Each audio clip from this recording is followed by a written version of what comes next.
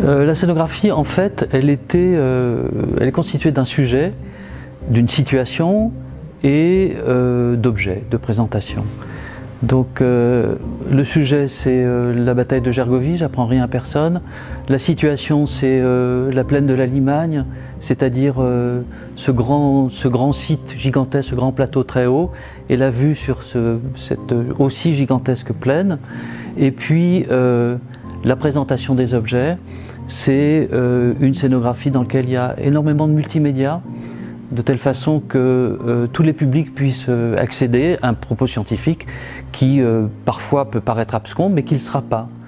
Et pour ça, on a une quarantaine de films qui vont des petits cartels. Au lieu d'avoir des étiquettes pour expliquer de quoi il s'agit, on a des petits films avec des illustrations. Et puis aussi des multimédias qui sont d'un peu plus grosse importance, plus spectaculaires. Une présentation des deux belligérants, hein, Vercingétorix et César. On présente qui sont ces personnages et pourquoi ils ont entrepris cette grande bagarre. Et puis on a aussi tout simplement la saga de la bataille. Et on la reconstitue avec des personnages qui se déplacent sur une maquette qui elle-même fait 6 mètres de long, 1,50 m de haut par 3 mètres de profondeur. Et ça, c'est extrêmement spectaculaire et c'est dans une salle de spectacle. Le principe adopté, fort pour nous, pour ce musée, c'était vraiment d'avoir une diversité d'approches pour tous les publics.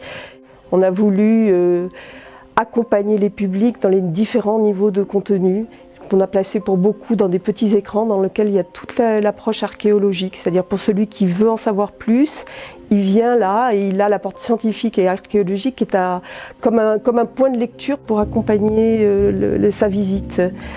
La dernière chose, c'est qu'il ne faut pas l'oublier, c'est un musée d'archéologie, donc on a des pièces d'archéologie. C'est le lest de la scénographie. C'est-à-dire que c'est la vérité, elle est dans les objets qui ont été fouillés, dans l'interprétation que les archéologues ont pu en donner. Donc la scénographie, on peut dire que c'est tout ça. On a apporté un soin tout particulier au design, sans que ce soit surdesigné, mais que ce soit plaisant, contemporain, et que ça réponde à des besoins d'ergonomie très proches. Rien n'est lointain, tout est accessible, et tout est fait pour que le public se sente bien. On a souhaité faire un musée où on peut venir et revenir, c'est-à-dire où on peut venir une première fois pour écouter, pour se promener, et puis finalement revenir pour en savoir plus. On a souhaité mettre en avant aussi bien d'abord le paysage est central. Le paysage, comme vous voyez, on le voit de partout, hein. C'est vraiment quelque chose qui est présent, c'est un acteur de ce projet très fort, enfin, c'est une personne. Et donc il est au cœur avec l'oppidum de Gergovie, c'est le fil rouge qu'on retrouve partout. On le retrouve dans la bataille de Gergovie, elle est aussi au centre et dans le territoire Arverne qu'on voit par la fenêtre et qu'on retrouve finalement en se baladant dans l'échelle du temps dans tous ces différents espaces. Après, il y a autre chose qui est essentielle du point de vue muséographique.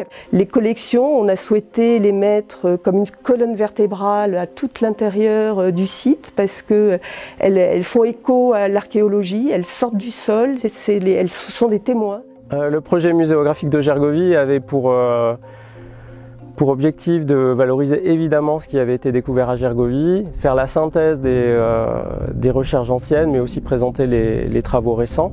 C'était aussi l'occasion de replacer Gergovie dans un contexte un petit peu plus large, en présentant les découvertes faites sur les sites majeurs du bassin clermontois, et notamment les oppidas.